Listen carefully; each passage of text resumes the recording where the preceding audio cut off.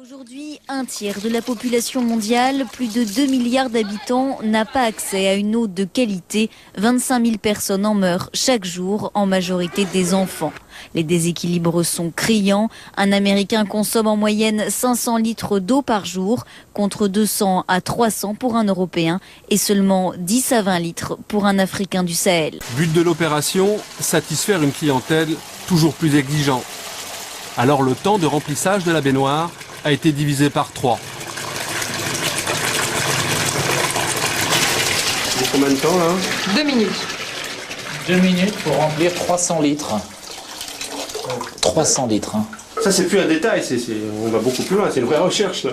Non mais c'est très très important parce qu'on apporte un service. J'ai appris que Nestlé voulait établir une usine d'embouteillage ici, dans le Michigan. Je me suis dit, Nestlé, au cœur de notre État, en train de mettre de l'eau en bouteille, c'est la meilleure.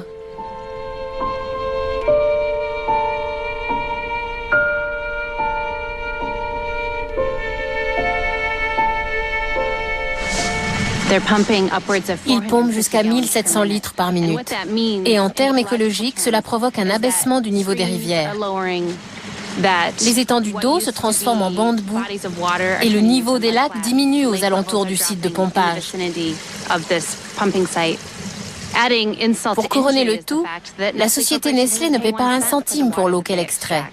Et on estime qu'elle gagne jusqu'à 1,8 million de dollars par jour. 58%, c'est la proportion dans laquelle les revenus des patrons des 40 premières entreprises françaises a augmenté l'an dernier.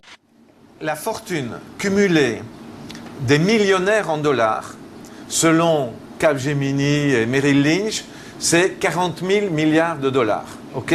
Regardez, vous avez ça, c'est un chiffre, 40 000 milliards de dollars. C'est un peu moins que le PIB, le produit intérieur brut mondial. 40 000 milliards de dollars.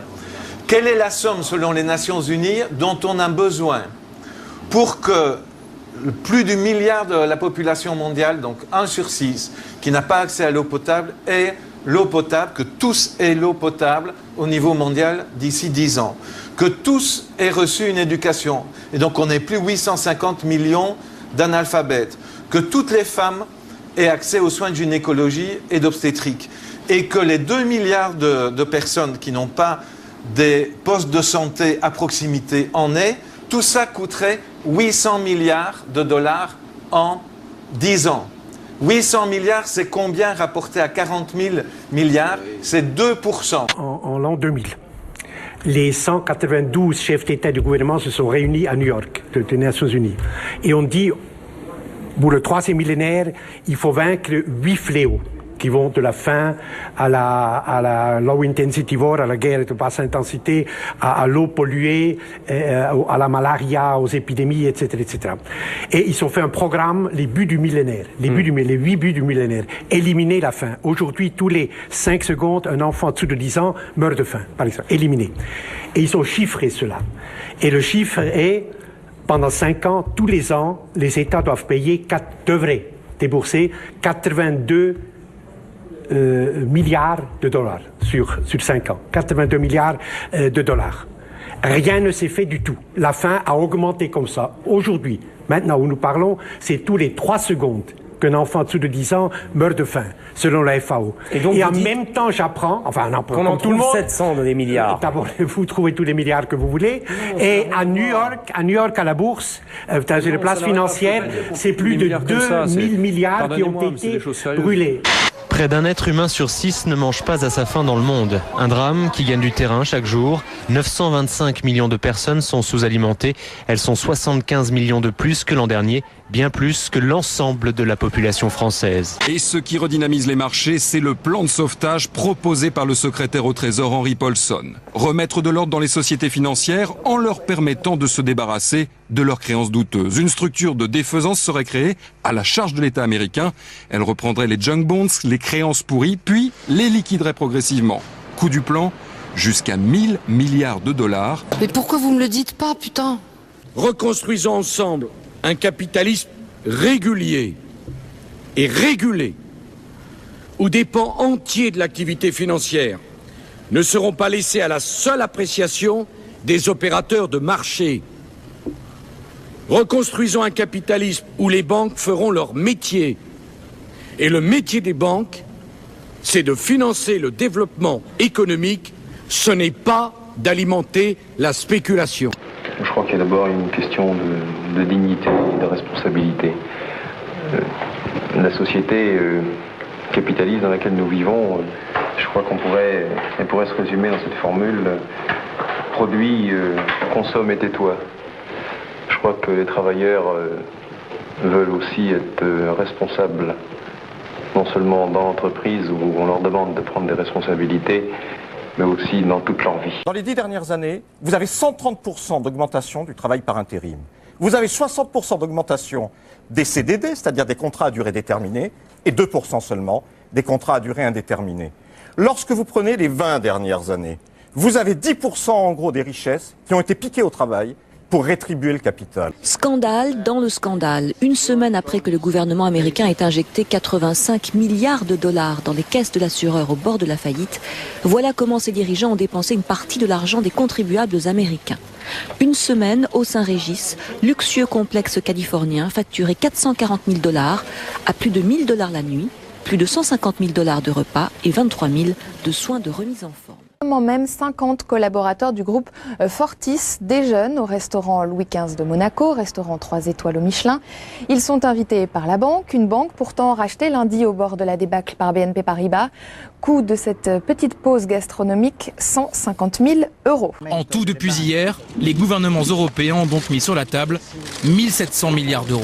50% d'augmentation de salaire en 2 ans, c'est possible si vous travaillez à l'Elysée. Ceux de 98 collaborateurs directement désignés par le président de la République augmenteront de 20% en 2009, après une hausse de 27% déjà cette année.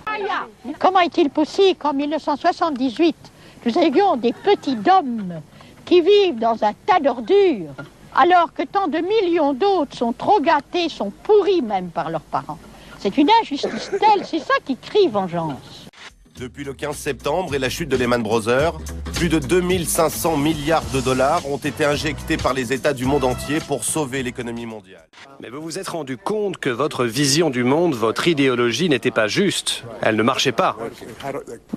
Ouais, exactement. J'étais choqué parce que pendant 40 ans et plus, j'ai vécu avec l'idée que tout cela marchait très bien. Il faut savoir aussi que depuis le début de l'année, 25 000 milliards de dollars ont disparu des circuits financiers à cause de la chute des marchés boursiers. Ça représente 2 fois le produit intérieur brut des États-Unis. Et pour l'instant, les plans de sauvetage des banques ou les appels au calme n'ont pas réussi à inverser la tendance. Mais où est donc passé l'argent? Il y a à peine plus d'un mois, les contribuables américains ont versé 250 milliards de dollars pour sauver Wall Street. Aussi incroyable que cela puisse paraître, personne n'a été nommé pour contrôler le bon usage de cette montagne d'argent public. Depuis, dans la plus totale impunité, les banques s'en donnent à cœur joie. Morgan Stanley et Goldman Sachs, par exemple, ont reçu chacune 10 milliards de dollars. Une enquête vient de révéler que ces 2 établissements s'apprêtent à reverser à leurs dirigeants 7 milliards de dollars en bonus de fin d'année. Je ne sais pas si c'est une bonne nouvelle ou une mauvaise nouvelle, mais recevoir le prix de l'homme d'État de l'année où tout va mal, c'est un sacré challenge. Et qu'est-ce que je dirai à mes enfants quand ils seront grands? Que je ne suis pas responsable du changement climatique? Que je n'ai jamais utilisé ni pétrole, ni essence, ni charbon? Je ne pourrais pas prétendre avoir ignoré ce que ça fait à la planète. Mais qu'avais-je fait pour éviter ça? You see, we just see them just say, no, you must use it because it make you rebel. Against what? Against men who won't crave because them crave for the things like say, well, then them have some material things and them want to captivate your mind and tell you, say, well, you have to work and put you on pension and him keep it all.